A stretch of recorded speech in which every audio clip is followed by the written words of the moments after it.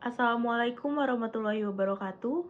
Perkenalkan, nama saya Anfasa Rizga Aprilia. Di sini saya sebagai moderator dari kelompok 4 dalam mata kuliah Kimia Pemisahan Analitik, yang pada video kali ini kelompok kami akan mempresentasikan tentang materi ekstraksi cair-cair. Sebelum lanjut ke materi, izinkan kami memperkenalkan anggota kelompok kami. Yang pertama ada saya sendiri, Anfasa Rizga Aprilia. Kemudian berikutnya ada Ayu Febrina Mutiara Adha. Berikutnya ada Dewi Sinta Amelia, ada Erviantina, dan yang terakhir ada Muhammad Fasya Wiranata. Berikut ini adalah pokok bahasan dari presentasi kami hari ini. Yang pertama ada prinsip dan pengertian ekstraksi. Berikutnya ada teori yang mendukung tentang ekstraksi. Berikutnya ada hukum distribusi, prinsip, dan pengertian dari ekstraksi cair-cair. Kemudian berikutnya ada tahap pemisahan secara ekstraksi cair-cair. Berikutnya adalah contoh dari ekstraksi cair-cair. Yang pertama, pengertian ekstraksi. Komponen-komponen kimia yang terkandung di dalam senyawa seperti yang terdapat di dalam tumbuh-tumbuhan sangat dibutuhkan oleh keperluan hidup manusia. Komponen tersebut dapat diperoleh dengan metode ekstraksi. Menurut Siti 1999, ekstraksi merupakan proses penyaringan zat-zat berkhasiat atau zat-zat aktif dari tumbuhan atau biota laut dengan menggunakan pelarut dan metode yang sesuai. Ekstraksi adalah pemisahan satu atau beberapa bahan dari suatu padatan atau cairan dengan bantuan pelarut. Ekstraksi juga merupakan proses pemisahan satu atau lebih komponen dari suatu campuran homogen menggunakan pelarut cair atau solvent sebagai separating agen. Pemisahan terjadi atas dasar kemampuan larut yang berbeda dari komponen-komponen dalam campuran. Contoh ekstraksi, pelarutan komponen-komponen kopi dengan menggunakan air panas dari biji kopi yang telah dibakar atau digiling. Prinsip ekstraksi. Menurut Harbon, prinsip dasar ekstraksi adalah melarutkan senyawa polar dalam pelarut polar dan senyawa nonpolar dalam pelarut nonpolar. Pada ekstraksi tidak terjadi pemisahan segera dari bahan-bahan yang akan diperoleh atau ekstrak, melainkan mula-mula hanya terjadi pengumpulan ekstrak dalam pelarut. Ekstraksi akan lebih menguntungkan jika dilaksanakan dalam jumlah tahap yang banyak. Setiap tahap menggunakan pelarut yang sedikit. Kerugiannya adalah konsentrasi larutan ekstrak makin lama makin rendah dan jumlah total pelarut yang dibutuhkan menjadi besar, sehingga untuk mendapatkan pelarut kembali biayanya menjadi mahal. Semakin kecil partikel dari bahan ekstraksi, semakin pendek jalan yang harus ditempuh pada perpindahan massa dengan cara difusi, sehingga semakin rendah tahanannya. Pada ekstraksi bahan padat, tahanan semakin besar jika kapiler-kapiler bahan padat semakin halus dan jika ekstraksi semakin terbungkus di dalam sel, misalnya pada bahan-bahan alami. Teori yang mendukung tentang ekstraksi. Ekstraksi adalah jenis pemisahan satu atau beberapa bahan dari suatu padatan atau cairan. Proses ekstraksi bermula dari pengumpulan ekstrak dengan pelarut, kemudian terjadi kontak antara bahan dan pelarut sehingga pada bidang datar antarmuka bahan ekstraksi dan pelarut terjadi pengendapan massa dengan cara difusi. Menurut Sujadi 1988, bahan ekstraksi yang telah tercampur dengan pelarut yang telah menembus kapiler-kapiler dalam suatu bahan padat dan melarutkan ekstrak, larutan dengan konsentrasi lebih tinggi di bagian dalam bahan ekstraksi dan terjadi difusi yang memacu keseimbangan konsentrasi larutan dengan larutan di luar bahan. Baik, berikutnya akan saya lanjutkan, yaitu ekstraksi dengan pelarut dapat dilarutkan dengan beberapa cara, yaitu yang pertama, ekstraksi secara dingin, dan berikutnya ekstraksi secara panas. Yang akan dibahas pertama yaitu adalah ekstraksi secara dingin, yaitu yang pertama terdapat maserasi. Maserasi merupakan cara penyarian sederhana yang dilakukan dengan cara merendam serbuk simplisia dalam cairan penyari selama beberapa hari pada temperatur kamar dan terlindung dari cahaya. Berikutnya yang kedua ada sohletasi. Sohletasi merupakan penyarian simplisia secara berkesinambungan. Cairan penyari dipanaskan sehingga menguap, kemudian uapnya ini akan terkondensasi menjadi molekul-molekul air oleh pendingin balik dan turun menyari simplisia dalam kelongsong dan selanjutnya masuk kembali ke dalam labu alas bulat setelah melewati pipa sifon. Berikutnya ada perkolasi. Perkolasi adalah cara penyarian dengan mengalirkan penyari melalui serbuk simplisia yang telah dibasahi sebelumnya. Berikutnya adalah ekstraksi secara panas. Yang pertama ada metode reflux. Metode reflux merupakan metode ekstraksi dengan bantuan pemanasan. Faktor yang mempengaruhi proses ekstraksi ini diantaranya adalah jumlah pelarut dan waktu dari ekstraksi. Berikutnya adalah metode destilasi uap.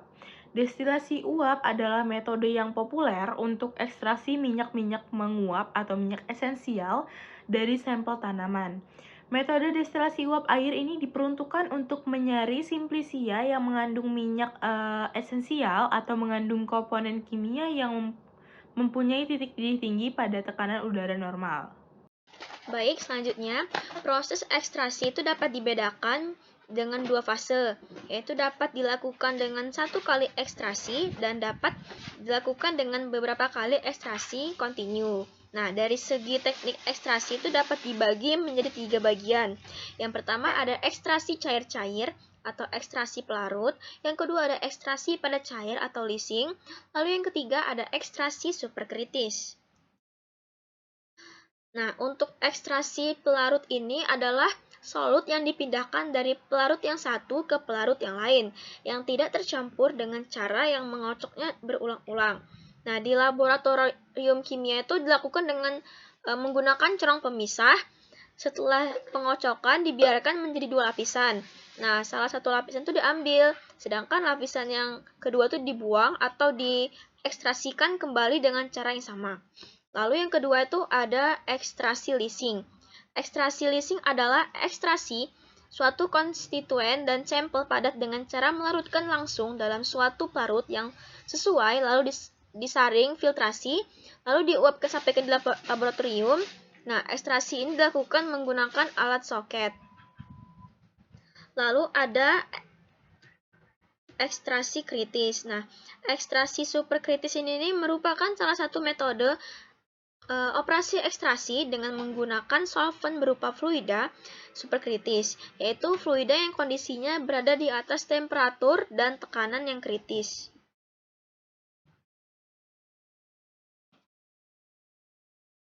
Selanjutnya yaitu adalah pengertian ekstraksi cair-cair.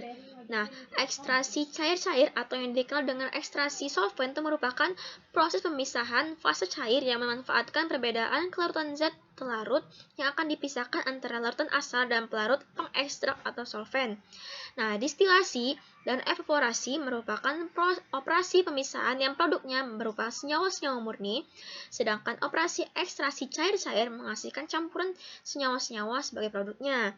Nah, campuran ini tuh harus dipisahkan lagi dengan operasi pemisahan lain, seperti destilasi ataupun evaporasi. Nah, hal inilah yang menyebabkan ekstraksi cair-cair itu lebih relatif mahal dibandingkan operasi pemisahan lainnya. Baiklah, selanjutnya itu prinsip ekstraksi cair-cair.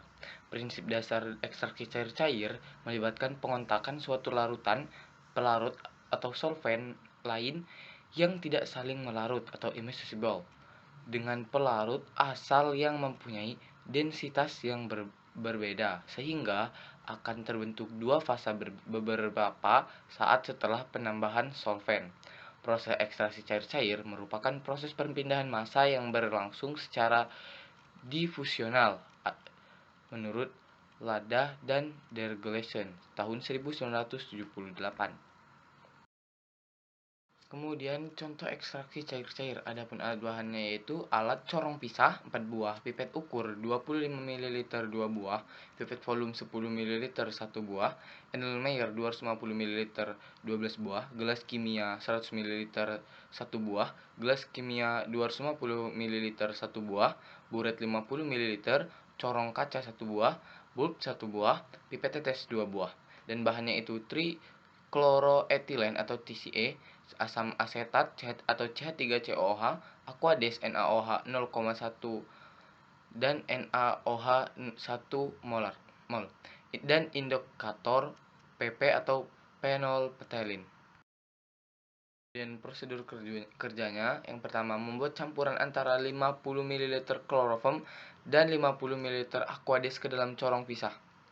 Selanjutnya yang kedua, ditambahkan 1 ml asam asetat ke dalam larutan tersebut. Ketiga, ditutup corong pisah kemudian dikocok selama kurang lebih 5 menit dan didiamkan beberapa menit sampai larutan terpisah menjadi 2 lapisan. Selanjutnya yang kelima, setelah larutan terpisah menjadi 2 lapisan, dipisahkan antara lapisan atas, rafinat, dan lapisan bawah atau ekstrak, yang kemudian masing-masing dimasukkan ke dalam Erlenmeyer yang telah diketahui berat kosongnya. Masing-masing Erlenmeyer yang telah berisi larutan kemudian ditimbang kembali untuk mengetahui bobot larutan. Baik, langkah yang selanjutnya, yang keenam, masing-masing larutan selanjutnya dipipet ke dalam Erlenmeyer yang telah diketahui pula bobot kosongnya sebanyak 10 mili. Lalu ditimbang kembali untuk mengetahui berat larutan yang sebanyak 10 mili tersebut. Ketujuh, masing-masing larutan kemudian dititrasi dengan larutan NaOH. Untuk larutan ekstrak dititrasi dengan larutan NaOH 1N, sedangkan larutan rafinat dititrasi dengan NaOH 0,1N. Yang terakhir, diulangi percobaan tersebut dengan volume asam asetat yang bervariasi, seperti 2, 3, 4, 5, dan 6 mili. Baik, berikut ini merupakan gambar dari rangkaian alat ekstraksi. Baik, yang selanjutnya adalah tahap pemisahan ekstraksi cair-cair. Yang pertama, kita mempunyai satu sampel, lalu kita lihat apakah sampelnya berbentuk larutan atau tidak. Jika tidak, maka ia harus dilarutkan dalam pelarut yang sesuai terlebih dahulu. Jika sampelnya sudah berbentuk larutan, maka kita bisa langsung melakukan pengaturan kimiawi, seperti pH, kompleksasi, dan sebagainya. Lalu setelah itu, sampel diletakkan pada corong pisah, lalu ditambah pelarut yang tidak bisa tercampur, lalu digocok kuat.